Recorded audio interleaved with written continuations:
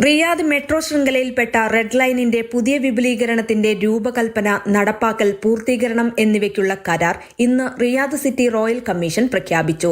നിലവിലുള്ള ലൈനിലേക്ക് 8.4 കിലോമീറ്റർ കൂടി ചേർത്ത് കിങ് സൗദ് യൂണിവേഴ്സിറ്റി മുതൽ ദിരിയ ഗേറ്റ് വരെ നീളുന്നതാണ് വികസന പദ്ധതി.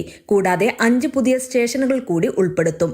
തലസ്ഥാനത്തെ പൊതുഗതാഗത സംവിധാനം പൂർത്തിയാക്കുന്നതിനും റിയാദ് നഗരത്തിലെ സുപ്രധാന മേഖലകൾ, റെസിഡൻഷ്യൽ കമ്മ്യൂണിറ്റികൾ, വിദ്യാഭ്യാസ, സാംസ്കാരിക, ആരോഗ്യ കേന്ദ്രങ്ങൾ എന്നിവ തമ്മിലുള്ള ബന്ധം വർദ്ധിപ്പിക്കുന്നതിനും പദ്ധതി പൂർത്തിയാക്കുന്നതിലൂടെ സാധിക്കും. പുതിയ വിപുലീകരണത്തിൽ 7.1 കിലോമീറ്റർ ആഴത്തിലുള്ള ഭൂഗർഭ തുരങ്കങ്ങളും 1.3 കിലോമീറ്റർ എലിവേറ്റഡ് ട്രാക്കുകളും 5 പുതിയ സ്റ്റേഷനുകളും ഉൾപ്പെടുന്നു.